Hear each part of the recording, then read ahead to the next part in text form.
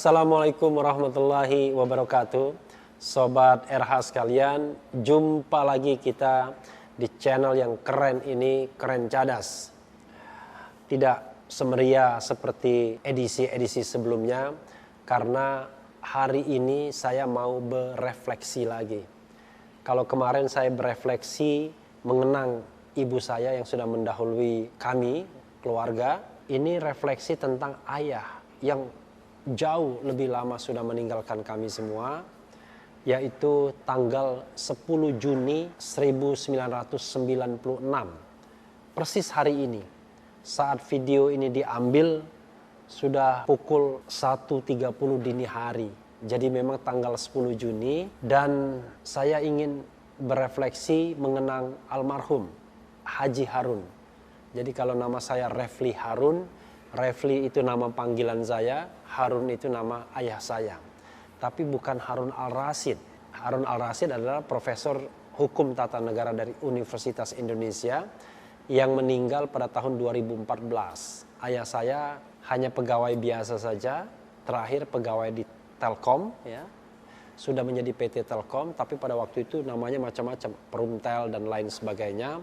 Pernah juga Parpostel, ya, Pariwisata Pos dan Telekomunikasi, dan beliau meninggal tanggal 10 Juni 1996 yang juga dikuburkan di Desa Sriguna. Sebenarnya Desa Sriguna itu adalah desa kelahiran ibu saya, sementara desa kelahiran ayah saya adalah Desa Cintamarga yang tidak jauh, berdekatan desanya, tetapi kami biasa berziarah di Desa Sriguna itu. Itulah sebabnya beliau dikuburkan di Desa Sriguna, karena sebelumnya ada kakak perempuan saya yang meninggal pada tahun 1979 dalam usia 11,5 tahun, Yani. Dan kemudian ayah meninggal tahun 1996, lalu kakak lagi meninggal pada tahun 2013 Januari, lalu kemudian ibu baru meninggal tahun kemarin tanggal 18 Juli. Ada banyak hal yang ingin saya sharing dalam kesempatan ini. Ini sangat personal life, tapi saya hanya sekedar ingin mengenang ayah saya, dan saya mohon maaf kepada Sobat RH sekalian. Saya sengaja membuat video ini sebagai kenangan hidup juga. Karena saudara-saudara saya di Palembang menginginkan ada kenangan seperti ini setelah kemarin mereka melihat saya membuat video kenangan terhadap ibu kami. Dalam judul Hanya Rindu, dan kenangan itu diwujudkan dalam lagu yang dinyanyikan oleh istri tercinta Yuyun Hairunisa. Ini saya meminta rekan saya untuk menyanyikan lagu Ayah dari Rinto Harahap, lagu lama sekali, yang liriknya antara lain, ayah dengarkanlah aku ingin bernyanyi walau air mata di pipiku, ayah dengarkanlah aku ingin berjumpa walau hanya dalam mimpi. Jadi lagu itu kalau saya nyanyikan, suara saya memang biasa-biasa saja, bilang tidak bagus ya. Tapi kalau menyanyikan lagu itu ada perasaan sangat sedih. Jadi ayah meninggal terlalu cepat ketika saat itu saya baru saja selesai dari Fakultas Hukum Universitas Gadjah Mada dan baru saja bekerja beberapa bulan. Jadi saya selesai tahun 95 dan ayah meninggal 96. Sudah setahun lebih tapi saya belum apa-apa, belum bisa memberikan, katakanlah ya sekedar untuk sedikit membalas jasa yang sudah ditanamkan, sudah diberikan kepada kami semua termasuk saya. Karena ayah orang yang sangat peduli dengan pendidikan anaknya. Kami 7 bersaudara, ayah pegawai biasa saja, tapi kami insya Allah disekolahkan semua, sekuat dan semampunya hingga universitas. Dari 7 bersaudara, alhamdulillah memang 2 sudah meninggal, tapi 5 yang tersisa itu minimal tamat S1 di universitas. Ayah meninggal, alhamdulillah dalam kondisi yang sangat baik. Jadi pada tanggal 10 Juni itu ayah mengumandangkan azan maghrib di musola Nurul Amal. Itu adalah musola yang hanya berselang satu rumah dari rumah saya. Jadi musola Nurul Amal, di sampingnya itu rumah yang dibeli kakak saya, lalu kemudian rumah saya. Waktu itu ayah mengumandangkan azan dan beberapa orang yang mendengarkannya, hari itu terasa merdu sekali azan yang dikumandangkan ayah. Ada yang berkomentar, wah ini mau menyaingi keponakan. Saya memang punya saudara sepupu namanya Taufik yang kerap menjadi kori di kegiatan Nurul Amal, dan juga kalau datang ke Lorong Bugis di tempat saya tinggal, dia suka mengumandangkan azan. Hari itu ayah saya diledek, wah ini mau menyaingi Taufik, keponakannya. Ada yang bercerita ayah saya sempat tersenyum ketika mengumandangkan azan, ada yang nyeletuk begitu. Ya maklum lah, kadang-kadang orang walaupun lagi azan ada yang nyeletuk di belakang. Mereka yang di luar musola mendengarkan ayah mengumandangkan azan hingga hayya alal falah. Mari kita menuju kemenangan. Setelah itu suara azan tidak terdengar lagi dan ayah pelan-pelan jatuh karena memang ayah menderita darah tinggi dan waktu itu ada serangan stroke. Tetapi mereka yang berada di sekitar situ mengatakan ayah masih mengumandangkan la ilaha illallah. Setelah itu dia pingsan dan kemudian dibawa ke rumah sakit Caritas, karena memang ayah pegawai Telkom, di mana Caritas itu adalah rumah sakit rujukan Telkom, kira-kira pukul 11:30 malam. Jadi kalau sekarang 10 Juni nanti 11:30 malam nanti, ayah menghembuskan napas terakhir. Ayah meninggal dalam keadaan tenang. Ketika dibawa ke rumah sakit, dokter yang melihat sudah mengatakan tolong dikumpulkan keluarganya. Jadi memang dari awal secara medis sudah sulit diselamatkan karena pecah pembuluh darah yang luar biasa. Kalaupun sembuh barangkali akan ada kecacatan dan lain sebagainya. Kita tidak pernah tahu karena memang ayah tidak pernah lagi sadar dan kemudian meninggal. Alhamdulillah ayah meninggal di antara keluarga, di dekat saudara-saudara perempuan saya, karena kebetulan kami 6 bersaudara, 3 laki-laki dan 3 perempuan, yang laki-lakinya berada di Jakarta, 3 perempuan berada di Palembang, dan ada ibu saya juga serta adik iparnya yang juga merupakan guru ngaji, ya, bapaknya Taufik yang saya katakan tadi, membimbing. Alhamdulillah ayah meninggal dalam lantunan ayat-ayat suci Al-Quran. Mudah-mudahan arwahnya diampuni di sisinya, dilapangkan kuburnya, diluaskan kuburnya, diterangkan kuburnya, diampuni segala dosanya, termasuk hambanya yang terbebas dari api neraka dan dimasukkan ke dalam surganya bersama orang-orang beriman lainnya, dan mudah-mudahan kita semuanya.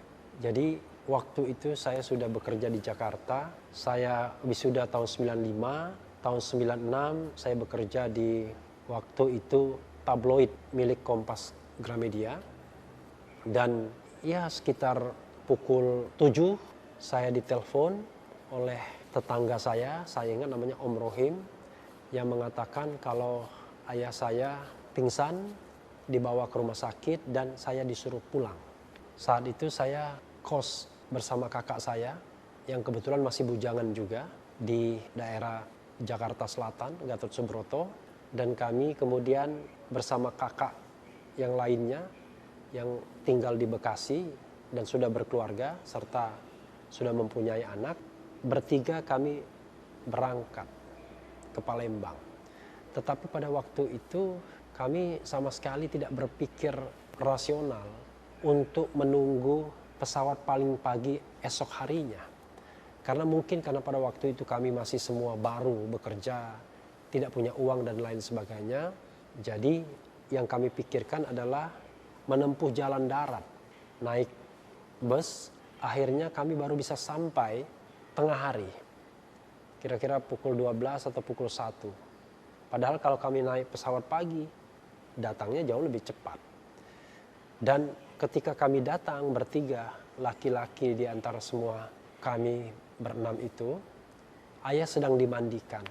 Jadi saya dan 2 kakak saya berkesempatan ikut memandikan.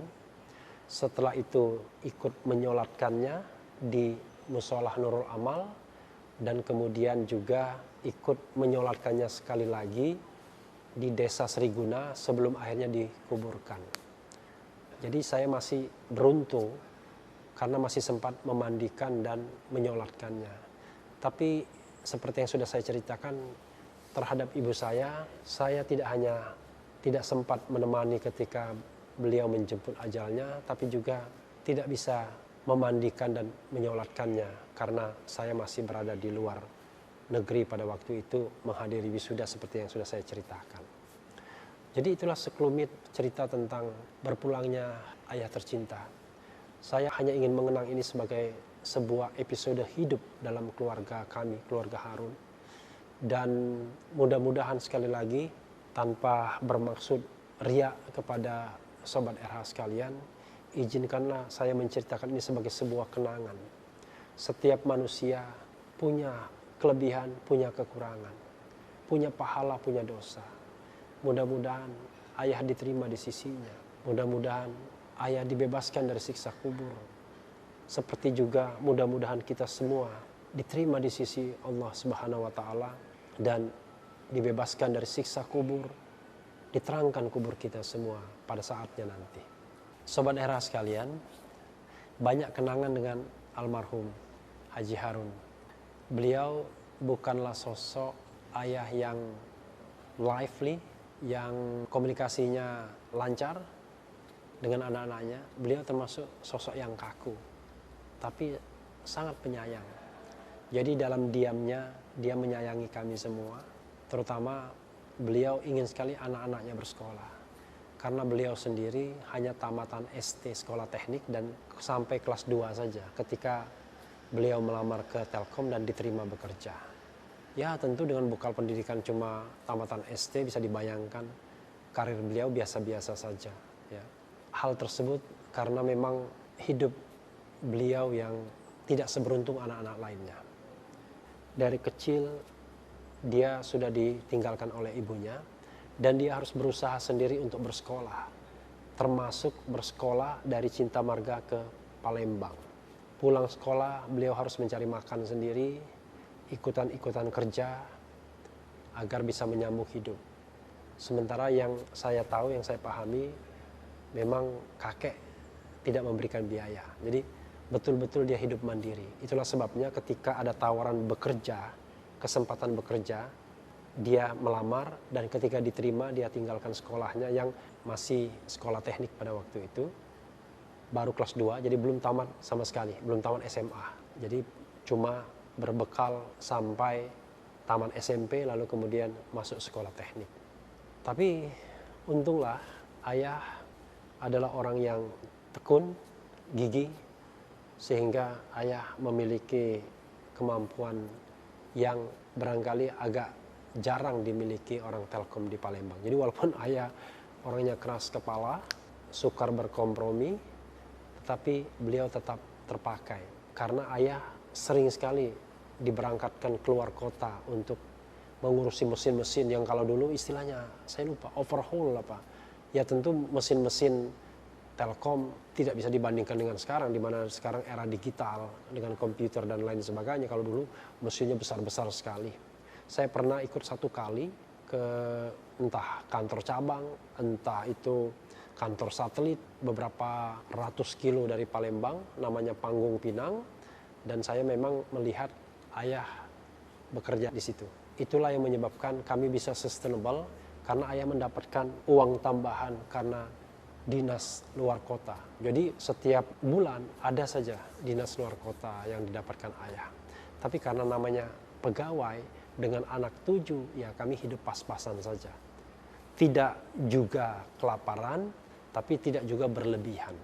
Saya ingat seumur hidup saya, kami pernah makan di restoran itu 1 kali saja ketika kami lengkap bertujuh. Tetapi yang lainnya tidak. Jadi yang lain ya makan sekali 2 kali di restoran, tetapi pada waktu itu ya mungkin kebetulan saya lagi jalan sama ayah, mampir makan. Tapi bukan restoran yang bagus juga. Jadi restoran yang agak bagus yang pernah saya ingat itu 1 kali saja kalau tidak salah. Jadi kami hidup pas-pasan saja, bisa dibilang demikian. Karena antara penghasilan sebagai pegawai Telkom, jangan bandingkan Telkom sekarang dengan Telkom yang dulu. Dulu ya belum ada apa-apanya. Tapi alhamdulillah semua anaknya bisa bersekolah karena itulah cita-cita almarhum. Dia menginginkan anaknya bisa bersekolah semua. Sayangnya memang saya pribadi belum sempat memberikan balasan kepada ayah. Karena saya baru saja selesai, baru saja bekerja di Jakarta dalam hitungan bulan, lebih dari 1 tahun, tapi pada waktu itu kita tahu ada masa percobaan, lalu kemudian saya sempat vakum, lalu kemudian ada pekerjaan lagi, sehingga yang saya dapatkan pada waktu itu belumlah kuat untuk membagi kepada orang tua. Kehidupan kami tidak luar biasa, saya mengatakan saya bukan punya kehidupan yang luar biasa, tapi cukuplah untuk menopang keluarga dan juga sekali-sekali membantu saudara-saudara saya kalau mengalami kesulitan, atau ketika ibu masih hidup membantu ibu. Saya punya kesempatan berbakti alhamdulillah kepada ibu walaupun belum kepada ayah karena pada waktu itu kondisi belum memungkinkan. Bagian lain sobat RH sekalian, saya ingin menceritakan pengalaman mengenai ayah yang hampir saja dikubur oleh PKI. Jadi pada tahun 65 ketika terjadi pemberontakan PKI, ayah bekerja di Telkom dan saya diceritakan, ibu yang menceritakan kalau ayah pegang radio. Waktu terjadi pemberontakan G13 PKI, kita tahu bahwa Letkol Untung seperti yang kita lihat dalam film itu merebut stasiun radio RRI, lalu kemudian memberikan pengumuman bahwa sudah negara mereka ambil alih, dibawa ke pemimpinan Letkol Untung dan lain sebagainya. Dan radio itu jangan bayangkan seperti zaman sekarang, era internet dan lain sebagainya. Dulu mungkin transmisinya ya harus sentralistik atau bagaimana. Saya kurang begitu paham. Tapi intinya adalah hubungan radio itu ayah yang pegang, lalu kemudian ketika ayah mendengar seperti itu, ayah matikan. Lalu kemudian ayah keluar dari kantor melalui pintu belakang. Nah, ayah sering menggunakan mobil dinas berganti-ganti mobilnya. Rupanya di arah depan itu muncul mereka yang pro PKI dan cerita ibu saya sudah menyiapkan liang lahat bagi ayah saya dan satu temannya yang dianggap tidak pro PKI. Karena terus terang, frankly speaking, ayah saya pada waktu itu pro-nya pro Masyumi. Kenapa pro Masyumi? Karena kebetulan mertuanya itu adalah tokoh Masyumi di kampungnya. Jadi kita tahu zaman Orde Lama, sobat era sekalian, semua pegawai itu berafiliasi kepada partai-partai politik yang banyak. Itulah sebabnya kemudian di era pemerintahan Orde Baru ada kebijakan floating mass. Orang tidak boleh berpartai politik, hanya di tingkat ranting saja, di tingkat kecamatan. Tapi di desa-desa itu floating mass istilahnya. Tapi floating mass ini menyebabkan yang untung adalah Partai Golkar. Nah, cerita tentang Partai Golkar, ayah saya selama masa Orde Baru tidak pernah memilih Partai Golkar. Jadi ayah termasuk orang yang keras kepala. Kita tahu bahwa zaman Orde Baru semua pegawai itu harus memilih Golkar. Caranya bagaimana? Caranya adalah dengan adanya simulasi. Jadi di kantor masing-masing ada simulasi, lalu simulasi mencoblos itu sudah ditandai. Ketika dibuka ada yang tidak memilih Golkar, maka orang tersebut akan ditandai. Ternyata ada 2 orang yang tidak memilih Golkar. Satu di approach agar memilih Golkar, satu lagi ayah saya tidak di approach, dibiarkan saja. Karena mungkin dipikir percuma saja approach orang ini. Jadi kadang-kadang saya berpikir jangan-jangan saya niru ayah saya, watak yang sedikit keras kepala ya. Tapi prinsip kan tidak boleh kita gadaikan. Karena terus terang saya tidak habis pikir kalau dalam era Orde Baru kita memilih partai itu. Saya tidak ingin mengatakan Partai Golkar sekarang karena dulu beda. Konfigurasi politiknya menyebabkan Golkar menjadi topangan dari otoritarianisme Orde Baru. Jadi waktu itu terkenal ABG. Jadi ABG itu ABRI, birokrasi, dan Golkar. Jadi kekuasaan otoritarian Orde Baru yang dipimpin oleh Jenderal Soeharto itu ditopang oleh 3 kekuatan, yaitu ABRI, termasuk Polri di dalamnya, kemudian birokrasi, Korpri, dan kemudian G itu adalah Golkar. Kita tahu bahwa itu adalah kajian yang accepted, tidak perlu diperdebatkan lagi.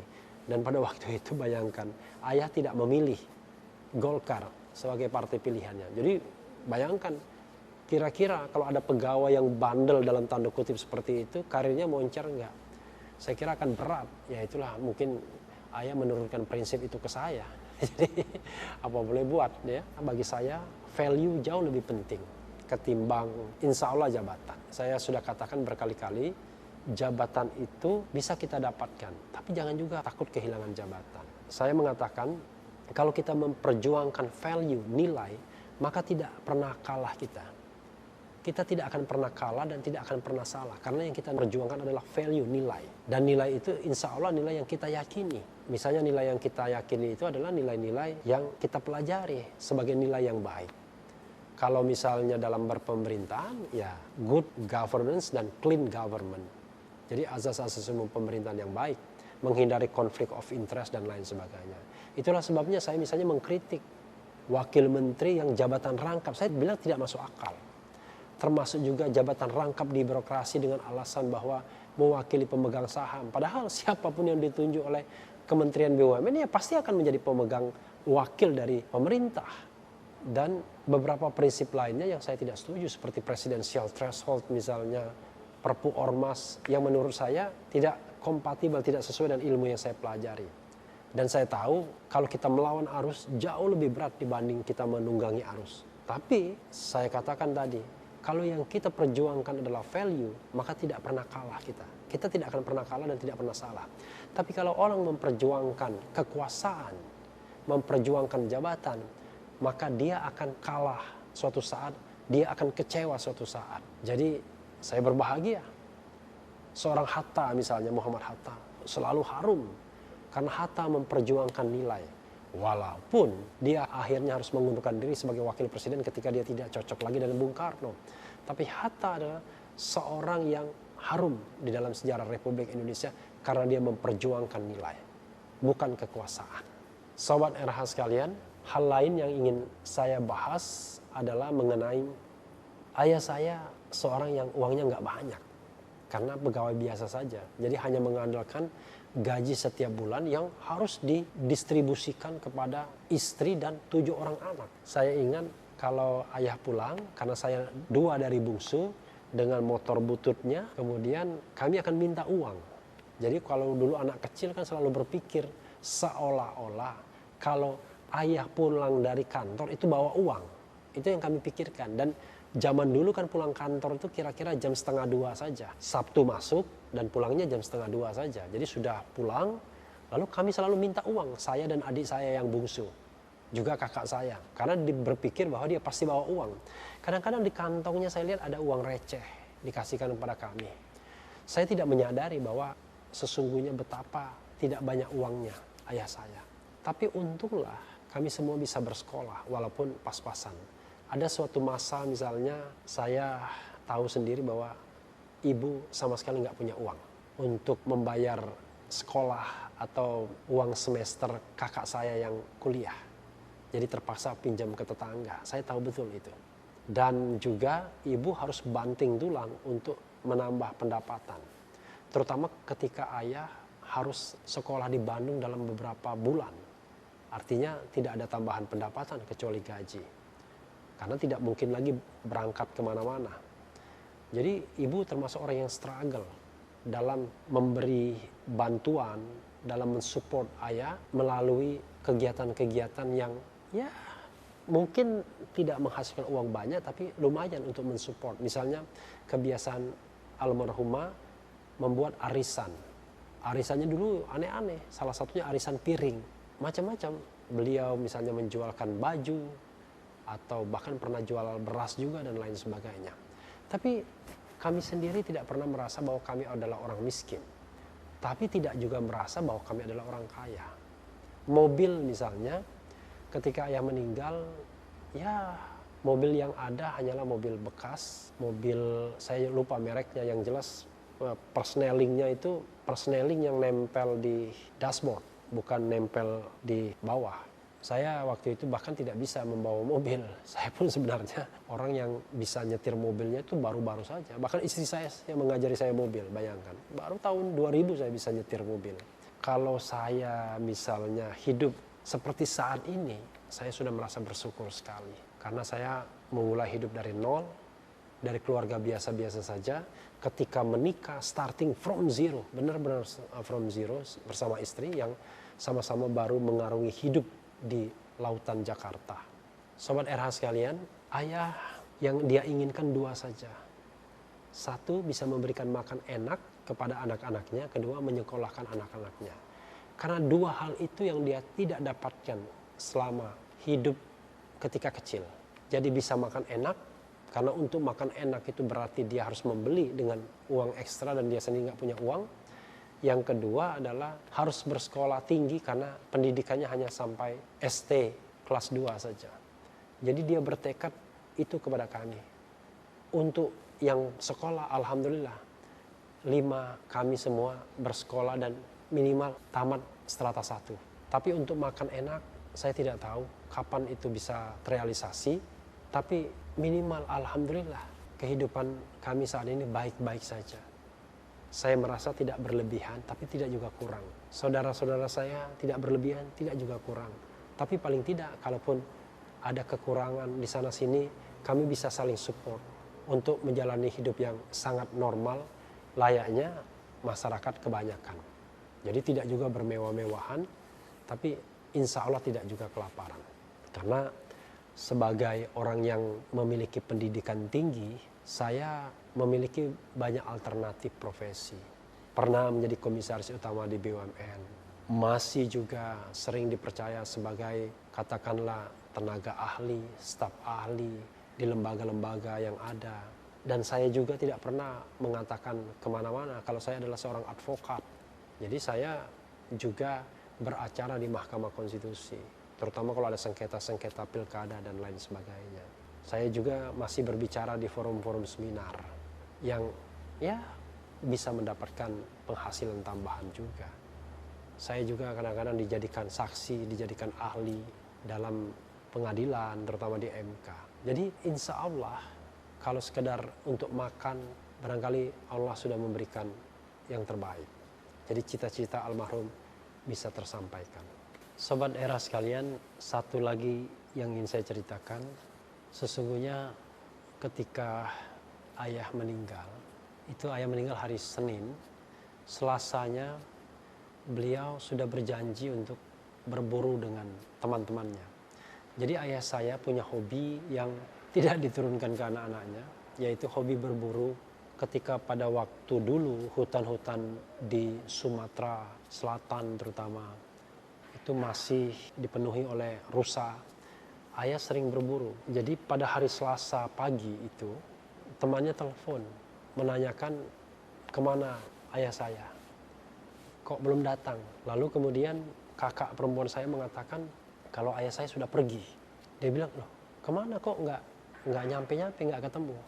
Rupanya temannya itu menyangka perginya itu adalah pergi ke tempat titik kumpul untuk berburu itu. Ketika dijelaskan bahwa perginya itu meninggal dunia, betapa kagetnya temannya. Ternyata Pak Harun, ya kadang-kadang dipanggil Pak Haji, karena ayah saya itu menunaikan ibadah haji setelah beliau pensiun. Jadi haji itu dulu tidak sesusah sekarang. Beliau naik haji biasa dan itu setelah beliau pensiun.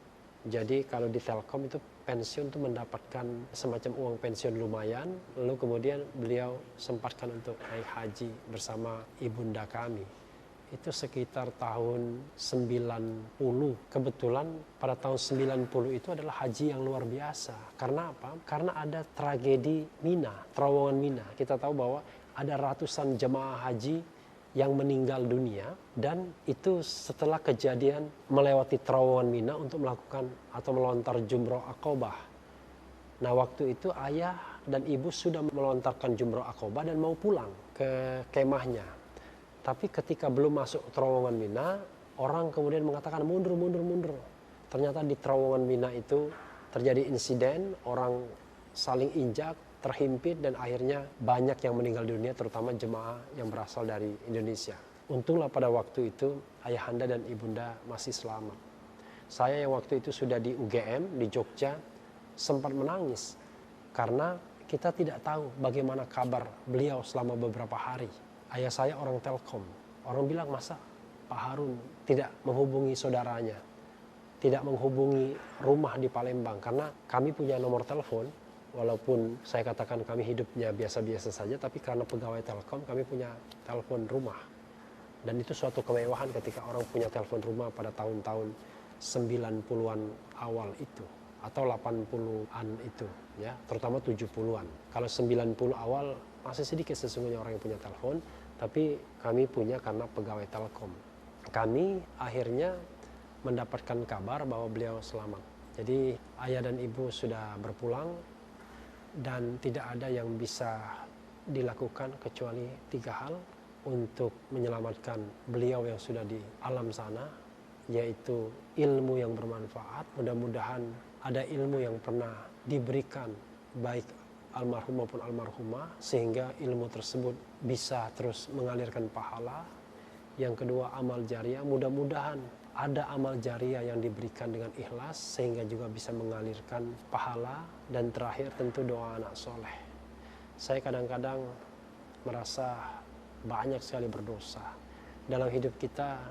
Ketika kita tidak mengingat momen-momen seperti ini, kadang-kadang kita lalai dan lupa. Padahal konon katanya orang yang sudah meninggal itu hanya satu saja yang dia rindukan, yaitu doa anak yang soleh. Karena doa anak yang soleh itulah yang bisa menggembirakan mereka, bisa membuat mereka tenang di alam sana. Mudah-mudahan Tuhan mengampuni almarhum dan almarhumah dan mengampuni kita semua, mematikan kita dalam keadaan husnul khotimah. Sobat Era sekalian, itu saja yang bisa saya sampaikan. Agak panjang sedikit dan mohon maaf ini sangat personal karena setelah usia 50 tahun ini kita tahu bahwa kehidupan kita cepat atau lambat pasti akan berakhir juga. Tapi saya ingin memaknai hidup ini menjadi 2 jurusan. Pertama, mempersiapkan kehidupan akhirat yang terus terang kadang-kadang berat kita lakukan. Kadang-kadang kepentingan duniawi selalu melalaikan kita. Yang kedua adalah bekerja dan berbuat sebaik-baiknya sesuai dengan ilmu pengetahuan yang kita punya, karena kita adalah orang yang beruntung mendapatkan pendidikan yang baik. Tidak usah berpikir mengenai posisi, berpikir mengenai jabatan, yang penting menebarkan kebaikan dimanapun berada. Bersikap kritis itu menurut saya juga menebarkan kebaikan. Yang paling penting adalah hati tetap suci dan bersih, dan tidak perlu kita membenci untuk sesuatu, tetapi kita tetap pada prinsip bahwa amar ma'ruf nahi mungkar itu is a must. Itu saja Sobat RH sekalian. Lebih dan kurang saya mohon maaf. Wabillahi taufiq wal hidayah. Assalamualaikum warahmatullahi wabarakatuh. Saya berharap Sobat RH sekalian bisa menikmati lagu yang saya minta rekan-rekan saya yang sering kami berkumpul di Kopi Genta ini untuk menyanyikan lagu Ayah yang syairnya sangat membekas dalam diri saya untuk menggambarkan kerinduan terhadap sosok ayah. Kemarin kerinduan terhadap sosok ibu hanya rindu, ini kerinduan terhadap sosok ayah. Mudah-mudahan Sobat RH berkenan, dan sekali lagi saya mohon maaf, mudah-mudahan tetap di channel ini. Ciao.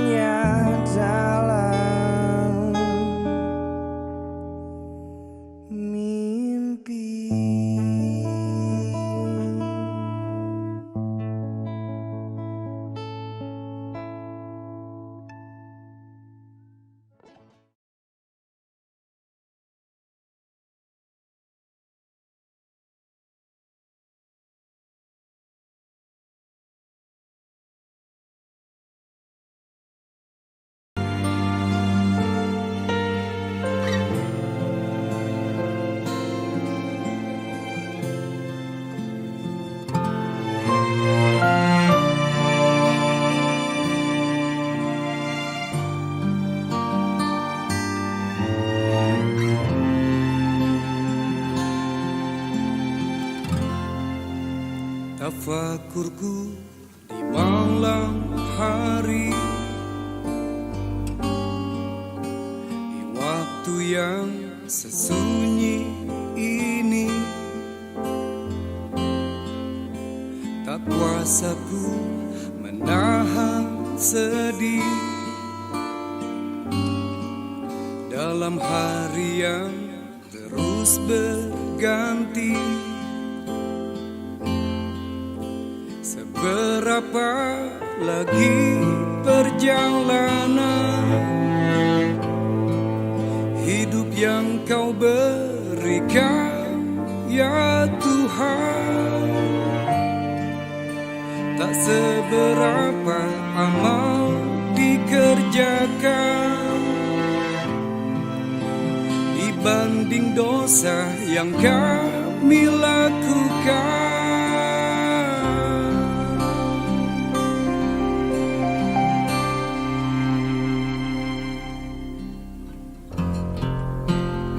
Ya Allah, ya Rabbi, Kaulah segalanya.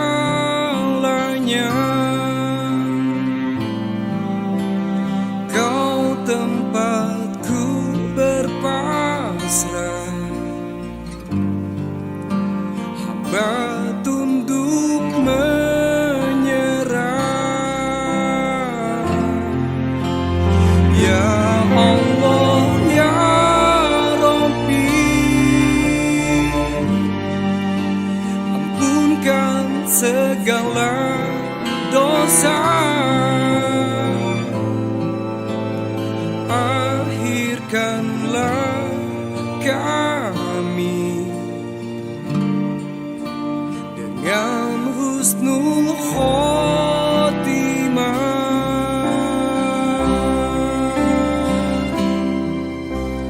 Rabbana atina fid dunya hasanah wa fil akhirati hasanah.